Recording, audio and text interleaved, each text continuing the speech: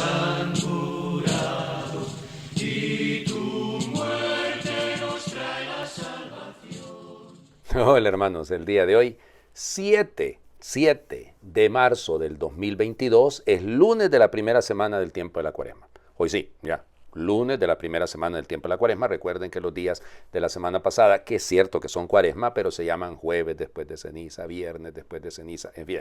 Bueno, ok, miren, si no fuese porque estamos efectivamente en la Cuaresma, hoy deberíamos de celebrar a las santas mártires Perpetua y Felicidad, que, vamos, son unas de esas santas del martirologio romano, del canon romano, son muy populares, aunque ellas no estaban en Roma, porque ellas fueron martirizadas durante el imperio de Septimio Severo en el 202 en Cartago.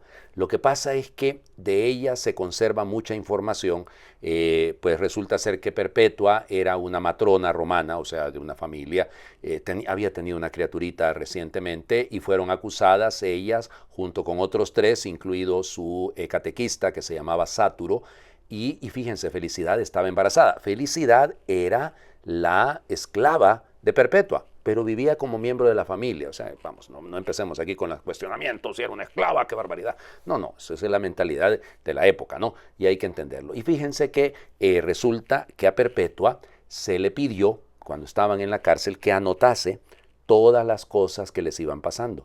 Y entonces hay un relato, digamos, un recuento de toda la historia del martirio de ellos. Y eso es importante, ¿no? Porque recuerden que cuando se trata de los mártires, es fundamental hacer la distinción entre las actas de los mártires, las pasio, o sea, las pasiones de los mártires, que ya son relatos posteriores. Las actas son normalmente relatos escritos por los mismos paganos, y por eso tienen un poquito más de valor en el sentido de que ya no vuelven tanta leyenda el asunto, ¿no? Y bueno, la historia cuenta que ellas fueron martirizadas ahí en Cartago, pues, echadas a los leones durante los juegos, y al final fueron decapitadas porque resulta ser que pues los leones pues no hicieron mayor cosa. Fíjense que convirtieron a los carceleros, los hicieron entrar en la fe, y entonces claro, ya semejante amenaza. Miren, insisto, son de esas santas, de esos relatos de martirio muy importantes que la historia guarda y pues sigue transmitiendo. Vamos a las lecturas del día de hoy. La primera lectura está tomada del libro de Levítico, la ley de los levitas, capítulo 19, y es una lectura litúrgica. En aquellos días dijo el Señor a Moisés: habla a la asamblea de los hijos de Israel y diles: sean santos, porque yo el Señor soy santo. No hurtarán, no mentirán ni engañarán a su prójimo, no jurarán en falso por mi nombre, eso sería profanar el nombre de su Dios. Yo soy el Señor. No oprimas ni explotes a tu prójimo, no retengas hasta el día siguiente el salario del que trabaja para ti, no maldigas al sordo ni pongas tropiezos ante el ciego. Teme a tu Dios, yo soy el Señor. No seas injusto en la sentencia, ni por favorecer al pobre, ni por respeto al poderoso. Juzga con justicia a tu prójimo. No andes calumniando a los tuyos, ni des testimonio contra la vida de tu prójimo. Yo soy el Señor. No odies a tu hermano, ni en lo secreto de tu corazón. Trata de corregirlo para que no cargues tú con su pecado. No te vengues ni guardes rencor a los hijos de tu pueblo. Ama a tu prójimo como a ti mismo. Yo soy el Señor. Palabra de Dios. Te alabamos, Señor. Bueno, la muletilla, yo soy el Señor. A ver, ¿por qué no consideramos esto dentro del decálogo? No juzgues, no hagas preferencias, no le pongas trampa al ciego, no retengas el salario del trabajador, no andes calumniando. Es decir, todo esto es, pues, digamos, como el desdoble de los mandamientos. Claro, porque al inicio está centrado sobre Dios, claramente, ¿no?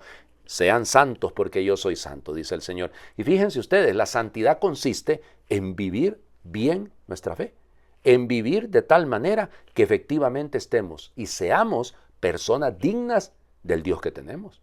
Yo soy el Señor, dice, lo repite, lo insiste, o sea, es frente a su divinidad, frente a lo que Él es, lo que realmente podemos nosotros y debemos actuar en consonancia. No podemos negarnos al proyecto de Dios, no podemos esconder lo que estamos llamados a hacer. Así que ahí está, ama a tu prójimo como a ti mismo. No es invento del Señor Jesús, está en el libro de Levítico, en el capítulo 19, versículo 18. O sea que por lo tanto es el proyecto de Dios. El amor a Dios se refleja en el amor al prójimo. El amor al prójimo demuestra mi amor a Dios. El Evangelio. Mateo, capítulo 25, del 31 al 46. Capítulo 25, las parábolas del final de los tiempos. Qué bueno empezar la cuaresma recordando este proyecto de Dios. En aquel tiempo Jesús dijo a sus discípulos: cuando venga el Hijo del Hombre rodeado de su gloria, acompañado de todos sus ángeles, se sentará en su trono de gloria. Entonces serán congregadas ante él todas las naciones, y él apartará a los unos de los otros, como aparta el pastor a las ovejas de los cabritos, y pondrá a las ovejas a su derecha y a los cabritos a su izquierda. Entonces dirá el rey a los de su derecha: vengan, benditos de mi Padre, tomen posesión del reino preparado para ustedes desde la creación del mundo. Porque estuve hambriento y me dieron de comer, sediento y me dieron de beber, era forastero y me hospedaron, estuve desnudo y me vistieron, enfermo y me visitaron, encarcelado y fueron a verme.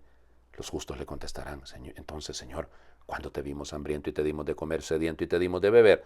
¿Cuándo te vimos de forastero y te hospedamos, o desnudo y te vestimos? ¿Cuándo te vimos enfermo o encarcelado y te fuimos a ver? Y el rey les dirá: yo les aseguro que cuando lo hicieron con el más insignificante de mis hermanos, conmigo lo hicieron.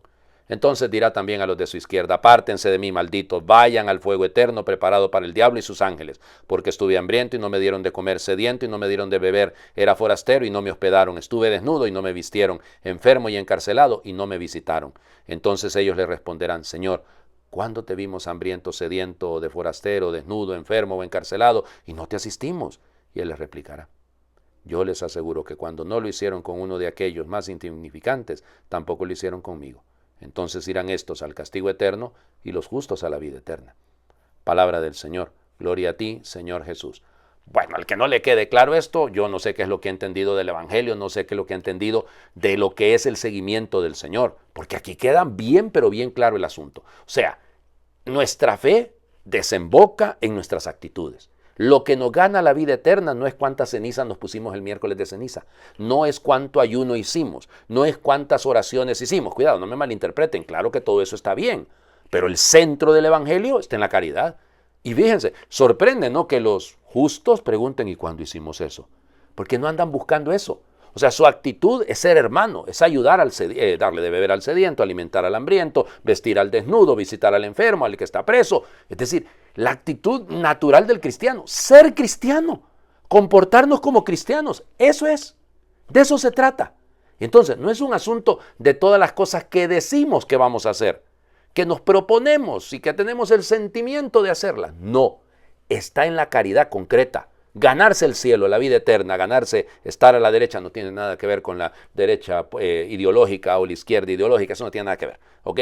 Porque igual hay personas que son de la izquierda ideológica que son creyentes y de la derecha que no son tan creyentes. Digo, porque muchas veces se pone como que la iglesia está del lado de la derecha. No, estamos de todos. Ahí sencillamente, hermano, el que viva el Evangelio, punto. Entonces, ¿cómo se gana usted el cielo? Obras de caridad, obras de misericordia, eso es. Entonces, ¿queremos ganarnos el cielo? Ahí está el examen final. ¿Me diste de comer cuando me viste hambriento? ¿Me diste de beber cuando me viste sediento? ¿Me vestiste cuando estaba desnudo? Bueno, eso es. El proyecto de Dios está claro. Allá las decisiones que nosotros tomemos. Les invito a hacer oración. Señor, cuando tenga hambre, dame a alguien que necesite comida. Cuando tenga sed, dame a alguien que precise agua. Cuando sienta frío, dame a alguien que necesite calor. Cuando sufra, dame a alguien que necesita consuelo. Cuando mi cruz parezca pesada, déjame compartir la cruz del otro. Cuando me vea pobre, pon a mi lado algún necesitado. Cuando no tenga tiempo, dame a alguien que precise de mis minutos. Cuando sufra humillación, dame ocasión para elogiar a alguien. Cuando esté desanimado, dame a alguien para darle nuevos ánimos. Cuando quiera que los otros me comprendan, dame a alguien que necesite de mi comprensión. Cuando sienta necesidad de que cuiden de mí, dame a alguien a quien pueda atender.